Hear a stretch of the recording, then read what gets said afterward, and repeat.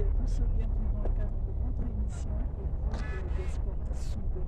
Les noms Yambi, Boboyamba, on a vu délégation, il y a Apareco, 16 ans d'existence, il y a Apareco un peu plus d'années par rapport au mouvement et à la résistance, on a Ekolo, on a intégrité territoriale. Tokolobela nini tokolobela République démocratique du Congo, tokolobela Maïmatali, situation ya Est de la République démocratique du Congo, l'arrestation ya mwana mboka Bokechuwa yango, tokolobela yango tout au long de cette émission. Na bandeko tozali na bango na esika oyo. Nos pensées vont également à l'est de la République démocratique du Congo, à Goma, à Sake, partout ici, la population est éparpillée. Nous sommes de cœur avec vous, nous sommes de cœur avec la population de Goma. Nous avons une chose, Goma survivra. Il y a l'actualité en tout cas qui est abondante pour lui, mais pour le Bélanin, nous, par rapport à Apareco, 16 ans. Pensez-vous que Bitumba o ndenge bobandaki ekoli etelemi sokoloba amu par rapport à 16 ans d'existence? Merci beaucoup pour la parole. Bitumba ya Apareco esali 16 ans, mais Bitumba ebandaki avant 16 ans. C'est-à-dire que PN abandaki Bitumba oyo, le président Honoré Mbanda abandaki Bitumba oyo avant à créer Apareco. Si la ndenge exigence c'est que il fallait une structure pour organiser et diriger l'activité de Bitumba oyo. C'est ainsi que Apareco a dû apparaître et a dû la créer. Et aujourd'hui, nous avons célébré le 16e anniversaire de l'existence Apareco. En tout cas, depuis tant que Bitumba Bandaki Tilelo, nous pouvons dire que Bitumba en tout cas est atteindre le niveau Moko Oyo. Peut-être qu'on ne pouvait pas penser qu'il fallait atteindre le niveau Oyo. Niveau Nini, sur le plan bilan, bilan Nini, c'est pour par rapport à Bitumba et Apareco en ce qui concerne la BLE, depuis l'intégrité territoriale. Donc, comme il a un niveau Nini, parce que concrètement, est-ce que l'eau vraiment est allié et l'eau vraiment c'est ça les bien, tu peux battre mon qui va dire que non, mouvement au Banda et Banda, puisqu'il est commis, il y a quand même des résultats palpables. Oui, on peut dire ceci, tant que Bitumba et Bandaki, parce qu'il faut d'abord commencer par comprendre pourquoi Bitumba est Bengo Lobiona et tant que Bitumba Bandaki, on parlait de l'occupation. Quand on parlait de l'occupation, nous tournons côté. Personne ne croyait en cela.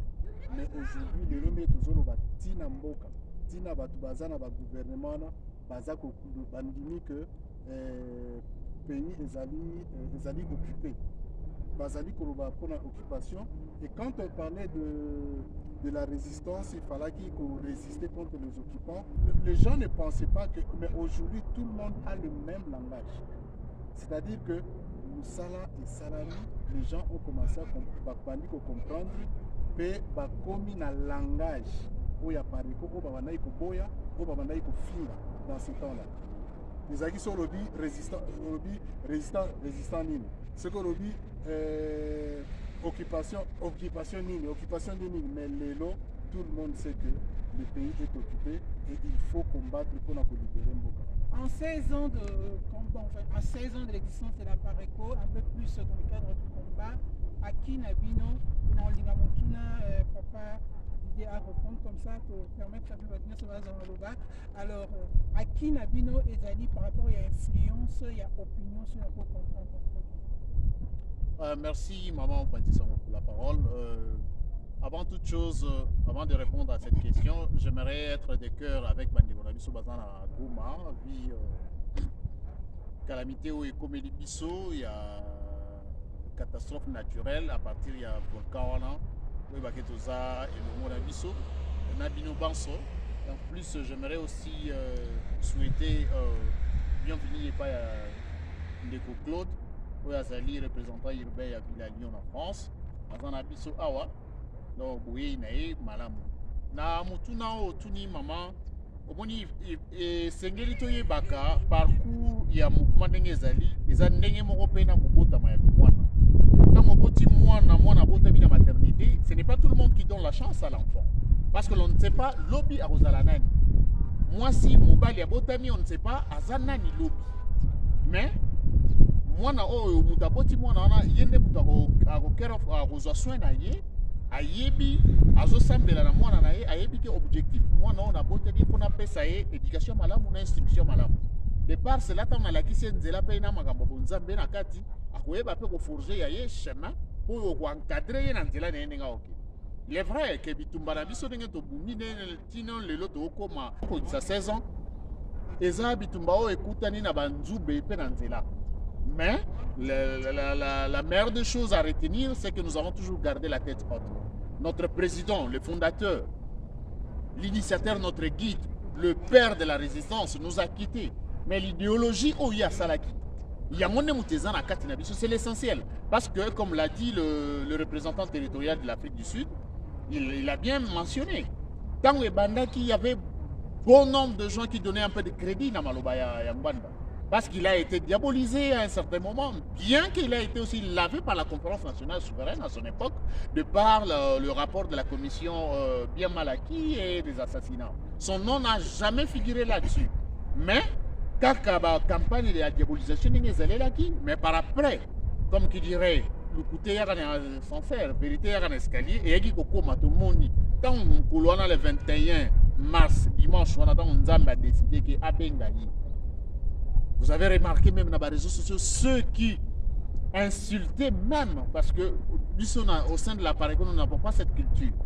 Pour autant que nous avons des arguments, on n'a pas du moins cette sale habitude d'insulte. Ne pas insulter quelqu'un qui n'a pas d'argument. Il y a un moment qui bâtonne à nous, va changer de discours, comme il y a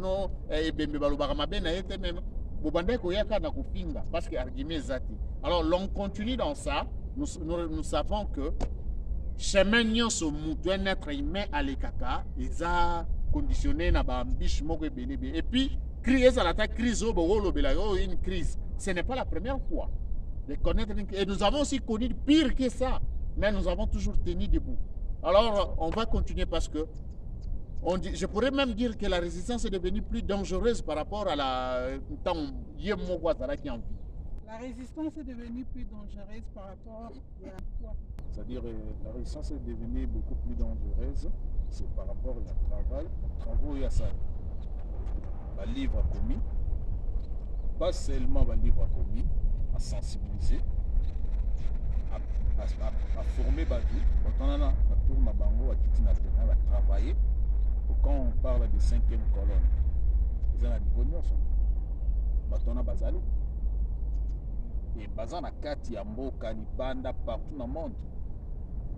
Via chatikeli biso o esengeli mpona kolibere mboka testament yango o esengeli mpona kolibere mboka dara Kagame ntango le mokonzi atobimisa vakufa le 8 mars alobi même bata service na biso ya nene mosusu bazolinga baganye nini epa Kagame moi estime wana moi appréciation baapprécie so ndenge nini omoni niveau ni tokomi comment Kagame akoki kofinga biso mais Kagame moko ayebi apareko mokonzi aforme toza na biloko tout ayebi ka okimana ete toza na tout et accusation accusation sans preuve il n'a qu'à nier non à nier na ye c'est juste une parole qui s'envole balayer rapport Mapi non les amis comment dire a balayer na maloba na ye donc c'est à dire docteur Moupe Gazali rapport Mapi Gazali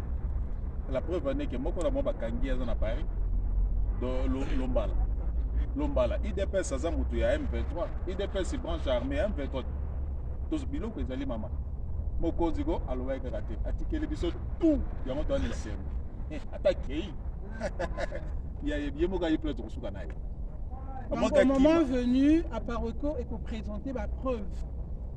Quand on parle de l'Apareko ils allaient ensemble avec des patriotes la parti politique musuba na kati association ils allaient battre belé na bana ta gouvernement na bangwala mais amelami na yota la bango le moment venu maman bakolukanzela okima na fenêtre to kanga bango baza place okima te na mokilo asio Félix ayebaka ye moko place azali ana monde okima te monde okima ka ezali na enfer na li fele kuna grand frère na père na bango ozela bango mais pas nzambe place ezate aussi ye moko ayebi biloko asali c'est-à-dire na mokilo asie to kanga bango extradition esalemaka soki extradition esalemi te toyebi moyen nini tozwala babomi combien de morts? On a plus de 12 millions de morts. Les autres pédés, maman. Baba nyama, baba nyama, toko kanga bango, bako sentir, bako susepso. Ata moko atikali, toko bango, bayebi plus toko koma. Même question, la RDC, Makélé, il est belé, mais faible devant un petit pays comme le Rwanda, mais grand en ce qui concerne la puissance. Maman, merci. Oui, pour l'instant, c'est un fait. On ne peut pas nier faiblesse au côté nango. On est Claudia RI à Lyon Utuluba. C'est lié ou bien c'est créé par la médiocrité de la classe politique. Pour autant que binom bozo l'idée peuple oyu, mais bozo préféré se trahir dans nos nambo canabino.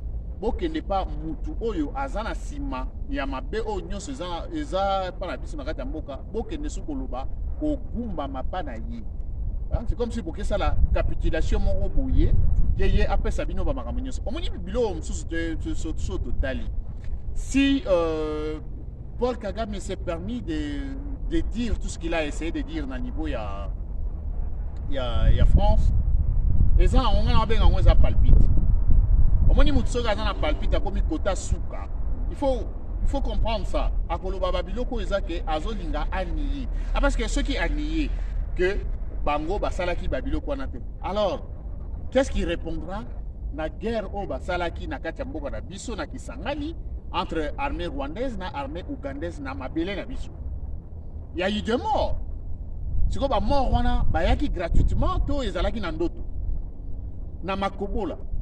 Bobomi batu ba mama na bazemi bokundi bango bobimisi maboko libanda mais bokundi bango na sama bele bobomi bango otiki bongo wana nyusi ya ba crime. Et puis rapport mapping c'est ce rapport régional wana mapping c'est dans ce sens là ya combat mon tango esalemi même les pantins qui sont à la tête de notre pays il essaye un peu de dire moi babilo comme on est alingaki assez d'échapper mais abimisi moi ndamba vérité parce que comme azana moniama wana na moleke akoko kwa kubimate mais asali neta gangisa moi mongongo mukie po attention ba toyeko mais et ba dimingité dans ce sens que tant malobi que rapport wana eza ba congolais te basali c'est pour vous dire que ça a une certaine crédibilité parce que c'est un rapport des Nations Unies oyo esali rapport wana il y a atrocité wana nyonso. Notre prix Nobel Oasiningaki a craché sur le docteur Mukwege.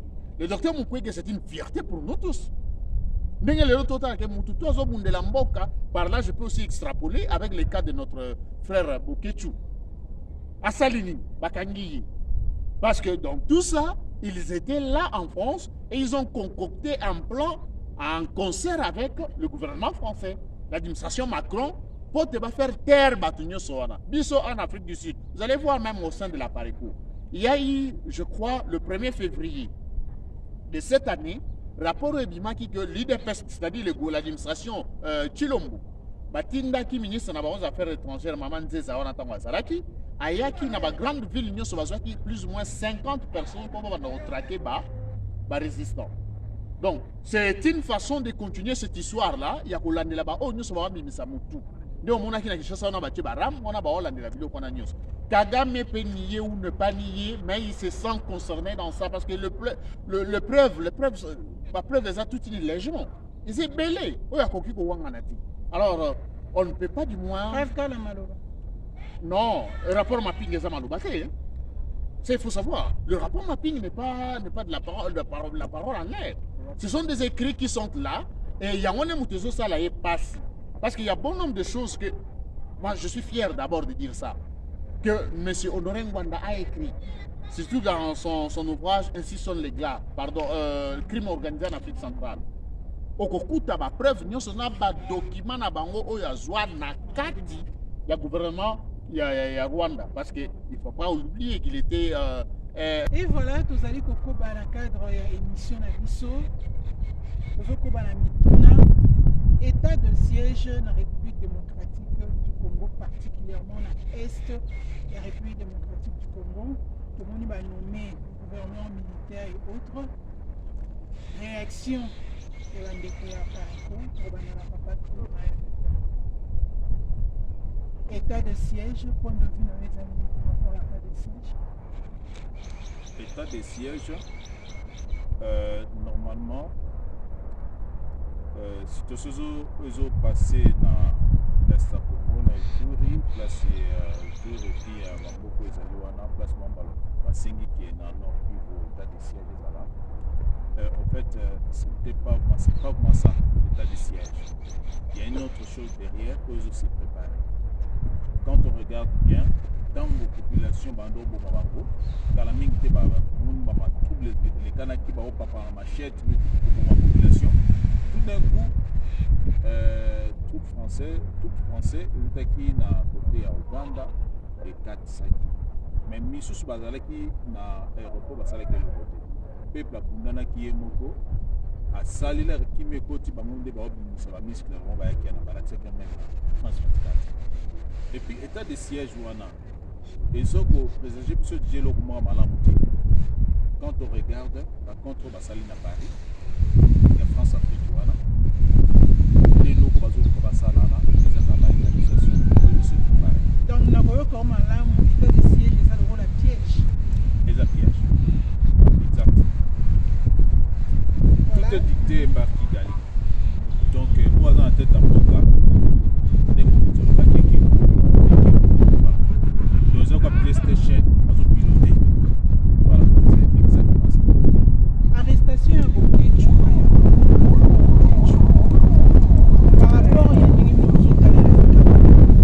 ils ont par-ci, par-là. Laquelle ils ont c'est un prétexte, c'est jusqu'à si fou et à vérité,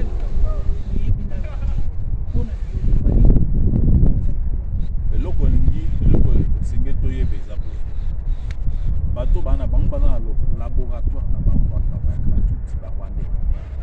Alors bato tout bana kati ba collabo ba travailler na bango. Objectif final les années. Tant papa azalaki VH la azalaki. Nasi alobaka lo moko le banga ba attaquer ba résistant na niveau ya Europe diaspora. Le mo akomele mikanda ba les réunions sur ba bébé. Soki kaka yoki et que mutu moko ba simbié abi boye ba susu ba congolais de ba vous n'allez plus reconnaître les Congolais. C'est-à-dire que ça conscient. C'est-à-dire il y a ça les sociétés, il y a mozomona makambo et bandi. La théâtre wana. C'est-à-dire biso pe tozali les gambo ezo les kanabo ketwana ezana ngo vide, ezali kaka objectif ezali ko neutraliser. Ba résistant. Okanga na bato bana ba musikate ba musikate comme ça c'est Judas Iscariot ba musikate. Sauter la police, ça va enquête criminelle ba lobby. Ba la musikate ba na famille. 100%, 80%, ils ont 90% ils ont la carte famille. Donc, en conclusion, ils ont dit que tous en avez l'élément à ma baie au bazar pour collaborer na carte et puis bazo collaborer na bateau wana pour nous neutraliser la résistance. Mais la résistance c'est moi on neutralisons nos athées ils ont le la ndenge nzambe na biso le bal du Seigneur que tous allez arbre pour les allez payer na maille ata mo payer ça boule pour on ça Yamboto pesa maloba le 30 juin République démocratique du Congo pour fêter l'indépendance de la par rapport à la célébration. Quand on peut fêter l'indépendance en fait ce soir indépendance de Bundara mais qui dit indépendance ce soir indépendance ezalaka indépendance moko administrative c'est-à-dire bah ça là encore la mikanda effectivement indépendance minde banga pesa ngote mais toujours kiango parce que tu as encouragé comme Lumumba ça qui nous sala wana mais à l'ère actuelle tu as une occupation maman quand on parle de l'occupation il n'y a pas moyen de fêter doit pas. Non, actuellement, tu en as des. Non. Déjà, Moutoumoko faisait les cambos. Comment des millions de personnes vont venir? Millions de personnes, tous en a des. Qui sont en a des. Donc, à quoi bon de fêter? Même Bible lobby, il est préférable que la place matin des alliés qui place des place des alliés qui place matin fête des alliés. Bon, surtout on a des fête ni to fêter. Les alliés ko se kabiso. Ti lombo na groupe ba Rwandais na ba o se kabiso. Mais ba o se ka ba résistant pour ba résistant ba yebi. Ba on ba yebi réaction na yo zali par rapport au discours ya Paul Kagame où il avait taxé comme insulte la population congolaise. Le fait que a nié participation à Rwanda dans le génocide de la Kagame a se insulté yemo. A fingi bisota a bifingi yemo ko. A miyo kili mawa. Yemo ga miyo kela mawa. Parce que balobi ba tchaka loboko na poche ya zoba defate. Là ba kotaki to yambaki bango na bopete ba musufa. Ba musufa ba to ba yaki. To yambaki bango to pesi mo azine. C'est comme pas mater la biso maintenant aussi batté. Oui, bah bombi parce que il y a eu des collabos. Mais retour les alliés. Et tu m'as mis les alliés. En termes de conclusion, tous on ça coup sur coup. Pour tous un rapport mapping les alliés. Docteur Moupege. Biso tem to sala kiam.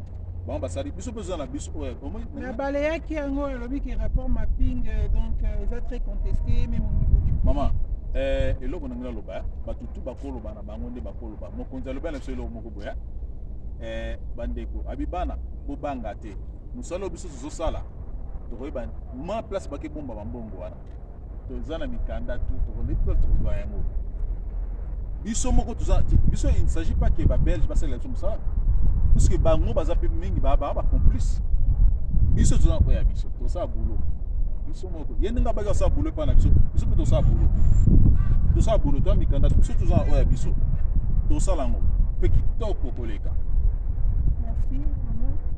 Réaction d'ailleurs par rapport au discours de Paul Kagame qui n'a rencontre la salle qui en France a nié participation à Rwanda dans le génocide otoyebi basi ça l'a violé basi bakufa ba mama balela bana bakufa atrocité et les cas qui tellement monene to ezoko bakaka ko salema normalement les cas na est réaction d'ailleurs étant que maman étant que résistant étant que congolaise nani koloba ke Paul Kagame ayebi eloko azali kosala parce que ezali soni na muyele yango koloba ke ayebi azalaki mopaya na mboka na biso azali kosala misala na bandako na biso ntango oyambaki bango bazali lokola bana ya misala na ndako na biso na Congo toyambi bango na boboto lobenge mama nyonso akoki koyamba mopaya na nsima ya koyamba amoni biloko ya kitoko akuti na mboka na biso amoni keno efasa carrière na parce que tozana ba Judas Iscariote mingi na kati na biso yango esungi te nde azwi na makasi ya kobanda konie nyonso oyo bazali kosala na kati ya mboka na biso mais makila ya bamama na ya bana oyo esukani ti eza ezali kokana ye bakangi bokechiwa yango baraison ezopesa na rebele mais vérité cachée sur arrestation na ye ti lelo vraiment mwa nungo ezali ezoyebana bien te conclusion ni okoki kopesa et puis réaction na yo par rapport à discours il y a Paul Kagame ezalaki pratiquement considéré comme insulte tomonaki ndenge étoile boujaki tomoni comment est-ce que les Congolais ont réagi même d'autres peuples d'Afrique donc à cela je dirais ceci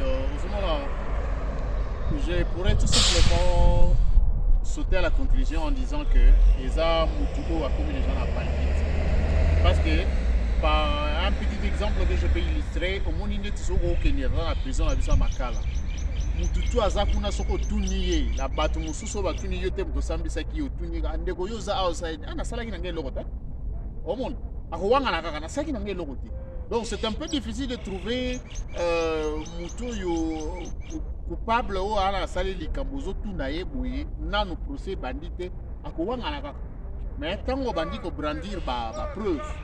Comment est-ce que mais oh ils aillent tu à part rapport vous pensez qu'il y a d'autres preuves? Il y en a beaucoup La preuve, je peux illustrer même guerre oyo basalaki na Kisangani entre l'armée rwandaise na ougandaise na kati ya mboka na biso bavictime oyo nyonso bazalaki wana eza bakongole bandeko na biso bapapa bamama baleki bayaya bakoko oyo bakufaki wana baa bandeko na ngai. C'est aussi une preuve akowangana nango ka moto aza agité po amoni déjà que andimaki te que un rapport pareil pourrait venir. Ce n'est pas un rapport qui a été concocté par les Congolais, biso te moto sali yango, mais le rapport des Nations Unies et ça les petits na ba conclusion nango et prouver que ce Kagame qui est à la base yepe azocha makasi parce que ba o batinda kiye o batinda kaye bango pe ba o mimona ke ba o kota na munyama wana osomona ekomika ba webiso ayo lobaka boto kotelemela ngo to kotelemela ngo na Papouasie il y a eu des choses qui est salement makasi mais Pol Pot a soukaka na kozala juger à 80 ans donc ba jujaka aimé ba massacre à Salaka le président Pol Pot wana ba qui ko juger après mais il peut faire tout ce qu'il veut mais qu'il sache que osomona palpitation na ezola qu'il est déjà à la fin. Sache-le, maman. Omoni, le guide libyen, Mohamed Kadhafi. Omoni tamba français ba approcha qui a kenda kututi na gedose qu'on a na Élysée, a tia tante na libanda. Mais après quelques temps, qu'est-ce qu'il y a eu? Il y a eu un coup. Oh ba boma guide libyen wana okutunga na robenga ke guide africain. Parce que makambo banda to sala pona Afrika ezalaki bolamu pona biso. Mais bamona qui a un danger, c'est ce qui a coûté même poste du ancien président Yamboko. Donc je ne voudrais même pas citer le nom. Parce qu'il a soutenu les idées, il y a Libyen, il y a Mohamed Kadhafi. Et Lukaka Kebalungulaï. Alors pour revenir à Boketu d'abord, Azan de Konabiso, il a d'abord notre soutien. Et le Kowana, c'est devenu politisé. Parce que ça kidnapping de l'État ou basala qui est bamoni aza isolé bakinye c'est toi monsieur Boketu pour malama bakangi bakote na voiture motende bakimina. Oh il fallait pas kanga mutu comme c'est toi mutu ayebani kaka boyika neto tamo na parc ka boy na parc ya palais présidentiel là wa boyika mutu mo ba bimi mo kanga mo photo bakangi wana bakena. Oh ezala bon moté. Derrière ça dans d'autres renseignements tous en ango eza notre gouvernement enfin le gouvernement ya bato bazana Kinshasa kuna. Ils s'appellent derrière. Bazolinga extrader ye. Or, ye aza mutu oyo akoki kokende mboka te parce que aza un exilé politique. Banane ba koma ba Belge. Mboka oyo akoki kolongwa na frontière ya France te akende koya na frontière mususu à part frontière ya Belgique.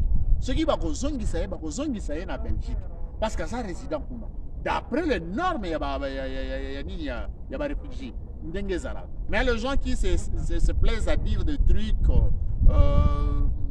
allant même aboiter le pas, aboitillant, pardon, et ça, bateau, bah, on a connaissance à ma beauté. Olinga yete, mais nous avons un Congolais qui est expert aussi dans ce domaine, le professeur Yombi. Il a essayé d'expliquer certaines choses. Olinga yete, mais quand il vous parle de la connaissance, la science. Ben injure les armes naïe, faut à la guerre comme à la guerre. Moi je comprends ça. À la guerre comme à la guerre, il n'a que cette arme là pour utiliser. Et à part les est-ce que le message n'est pas ces arabes injure. Total la pesco ce qui nous doit comme les années parti au mususu wana il a qui ça injure. C'est que peut-être fait boye baké à utakuna. Pour partir wana mutefinga lumumba nani crapaud. Biso et sika to uti na mo continue biso akei tête haute. Ala kisa biso ko finga te botika ngoyoka yete ka azofinga. Mais kuna bantabaka kuna bandokika kuna bato ba osala biso mabebe ngone bo benga ba frère. Oh biso to osala na monike ba idozo ke nango eza yango te. Mais yo bengi ngai mutu falo benga frère na ngai azo ede ngai yo bengi ngai ndoki.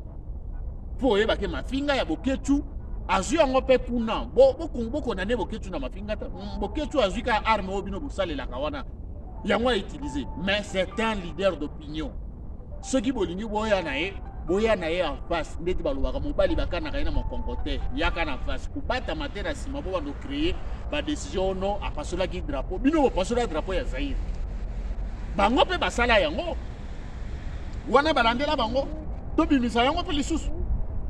En conclusion, Pensez-vous que le 30 juin, c'est fêté Pour Nanga, le pays est occupé, comme l'a dit notre collègue RI.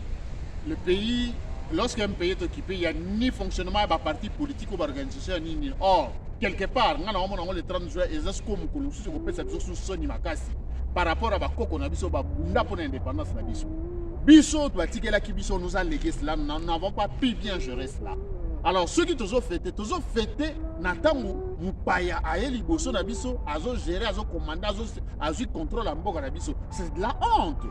C'est de la honte. Nous ne pouvons pas faire ça que tu fêter. Qu'est-ce qu'on va fêter? On va fêter sous l'occupation? Non. C'est au contraire. Ça doit nous interpeller. Tobundato libéré Mboka, Oyo, Kasavu Bakufela, Kimbango Kufela, Kibampita Kufela, Lumumba Kufela.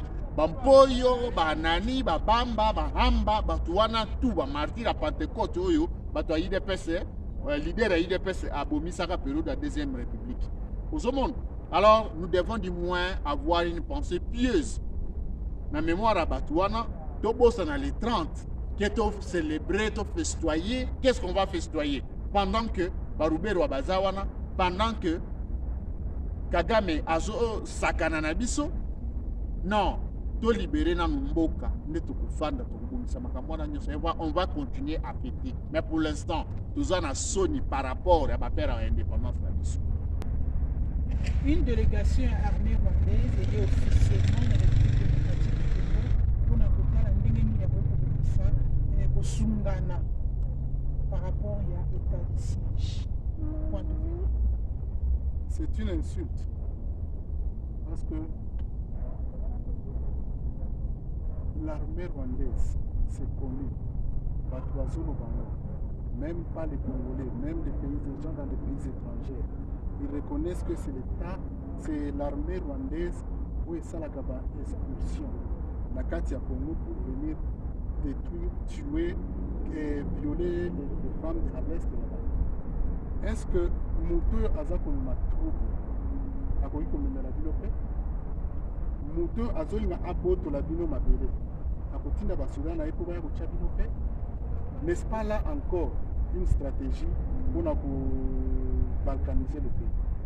Balingine Bazoua, cette partie au Bazali pour envier. Et ça va plan et va projet là-bas pour venir encore, donc balkaniser une fois pour toutes. C'est-à-dire que plan il y a balkanisation pendant que tu vas aller pour parler à la constitution présidentielle, il faut le père congolais, mère congolaise, congolité, ceci, cela, patati, patata. Ils sont en train de se distraire alors que l'ennemi est en train de gagner du terrain. Balkanisation, processus à balkanisation, toujours toujours coquille. Donc selon Malobanayo, na stade autocomi avancement vraiment les amakasi en ce qui concerne le processus de balkanisation. Pas encore avancé. Aujourd'hui, il ne s'en cache plus que l'armée rwandaise, on le dit armée rwandaise, mais dernièrement, il y a quelques semaines, armée Kenya, Ezoya, armée zambienne, Basiba Kota, Luanda, Basiba Kota, Basiba Zoa Kaemba. Donc, l'armée on a Ezoya pour ça la nuit. Malobanayo, par rapport, il y a arrestation, il y a des collaborations au Ketchou. Ezali projet na bango pour faire taire la résistance. Les lois ezali au Ketchou, lobi peut-être aux alas moko na kati na biso en Afrique. Malobo on va s'ali ko accuser na moko na yo eza correct. Mais qu'est-ce que Bokocho a fait? Il ne fait que combattre pour son pays, pour la libération de son pays. A moni que ça ne marche pas. Et quand nous étions sous la dictature, ça c'était à la dictature. Banani bazali ko sala opposition. Bazali kolobate. Bazali koloba. Mais aujourd'hui, ce n'est plus la dictature, mais c'est l'occupation. Et l'occupation est plus dangereuse même que la dictature. Et tant que Azali Koloba, il parle de ce qu'il voit. Azali Koloba Oya Moni. Et il a compris beaucoup de choses, plus que même le professeur à l'université Moussou Bazan à Congo. Message na yo na population congolaise partout dans le monde, Azali Koloba au regard situation oyo Bokechu Boyambo azali kolekisa na bango. Il faut tous s'unir, nous devons nous unir tous ensemble, tous soutenir Bokechu. Parce que côté ici déjà tout. On a recruté des gens pour arrêter, pour tuer et arrêter la résistance. En Afrique du Sud, ça le recrutement. Je connais un à Yebisakinga que à Kamwaki a moni email batindelier email que parce qu'il avait été garde-corps une fois il y a Tshisekedi pendant qu'il passait ici. Donc il va répéter qui va comment ce sont des gens qui bazali koluka bazali ko recruter bango. Donc ils sont en train de recruter. Donc tous ensemble peuple congolais ceux qui mutazali ko lutter pour la libération du pays. Pour Nabolamu Yamboka, nous devons les soutenir. Et nous soutenons notre frère Bokechu. Il faut vraiment, il doit être libéré et il faut qu'il soit libéré. Mais à cause de la libérer ceux qui nous sont ensemble, de porter voix ensemble pour décrier cette imposture. En conclusion, le 30 juin, devrions-nous fêter? Fêter avec qui? Qui doit fêter? Na yoka kabatu mingi balobaka, Kinshasa n'est pas le Congo. Fêter quoi? Quelle indépendance? Est-ce que Batuna Beni baza indépendant? Batuna Minembo baza indépendant? Batuna na Ituri baza indépendant? Quelle indépendance que nous devons faire? Il n'y a pas de célébration. Et pendant qu'il y a l'occupation, ceux qui vous ont célébré, vous êtes en train de célébrer avec l'occupant. Il y a un peu Kagame a même courage. Il y a Koyati na Kinshasa, na stade du martyr. Il faut le mentionner. Célébrer quoi? Célébrer que Kagame a lobby, il n'y a pas eu de massacre au Congo? Il n'y a pas longtemps qu'il vient de dire ça. Et tant que vous célébrez, ça veut dire que vous lui donnez raison. Il n'y a pas eu massacre. Nous devons, il n'y a rien à célébrer. On ne célèbre pas pendant qu'on est occupé. Pendant que vous êtes envahi, ndako na bino, basi ba côté libino, ba envahisseur, ba zuibino, ba bomi papa na bino, ba bomi maman na bino, ba violer bana na bino, et ba kangi bino en otage. Un jour, ba lamuki ba bien anniversaire, il y a petit frère na bino, boya to célébrer anniversaire, vous célébrer anniversaire na ba occupant. Ça ne se passe pas comme ça. Il n'y a rien à célébrer. Je pense que c'était la conclusion. Voilà, alors, Tosepelaki, non, je vous laisse tout simplement encourager nos frères et sœurs qui sont à Goma. J'ai passé beaucoup de temps à Goma, je connais Goma très bien, même dans les frontières avec Ouganda et Rwanda. Naebi, la frontière on a bien. Et j'étais là une fois, il y avait le volcan à Goma là-bas. Je sais ce qui se passe. Et vraiment, nous sommes ensemble, ils sont dans nos prières et nous les soutenons dans nos prières, même si Totindeli Bango, Bongo, quoi, mais qu'ils sachent que nous sommes en train de les soutenir. Surtout que le gouvernement n'a même pas un programme pour les aider. Ils sont dans nos cœurs, nous sommes en train de les soutenir. Que Dieu les protège, que Dieu les garde. Que Dieu protège le Gomatracien, que Dieu les garde, que Dieu garde la République démocratique du Congo et toute sa population. Je pense qu'avec ce monde, nous allons conclure l'émission Nabino Echo de la diaspora sud. Nous étions honorés de recevoir le membre de résistants. Il y a diaspora, il y a Europe et puis il y a Afrique du Sud. Nous avons évoqué plusieurs sujets, le Bandi Bolandi. Si vous avez de suggestions, de questions, de propositions, n'hésitez pas à nous écrire. C'est la fin de votre émission. C'était Christelle IAS. Au revoir et on se retrouve très prochainement. Bye bye. Ingeta. Ingeta.